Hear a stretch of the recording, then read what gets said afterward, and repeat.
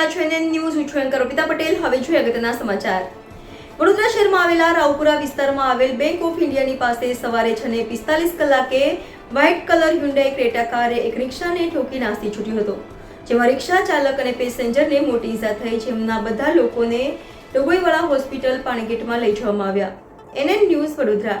દર્શક મિત્રો, એનએન ન્યૂઝને લાઈક, શેર, સબસ્ક્રાઇબ કરો, બેલ આઇકન પ્રેસ કરો જેથી આપને નોટિફિકેશન્સ મળતી રહે. તમારું નામ શું છે? મારું નામ ઇમરાનભાઈ મોહમ્મદ અરબ છે. ફારૂકભાઈ. તમારી જોડે શું થયું?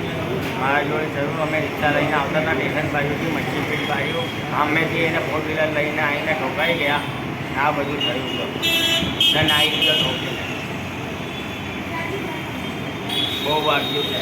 તને ત્યાં જવાને આવજો. આ ફ્રેક્ચર પણ થઈ ગયું છે. જણાવતું નહીં. આ બધું વાગ્યું છે.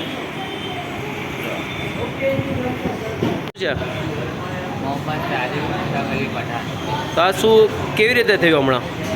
હું સ્ટેશનથી આવતો હતો સ્ટેશનમાં, એ ભાઈની ગાડી રોંગ સાઈડ ફૂલ સ્પીડમાં હતી ને અથાડી ગઈ ડાયરેક્ટ. ના કોઈ જજમેન્ટ લીધું ના કંઈ લીધું એ પાર્ટી. એવું છે તો એ અથાડીને ભાગી ગયો છે. તો હવે તમારી જોડે કોને કોને વાગેલું છે?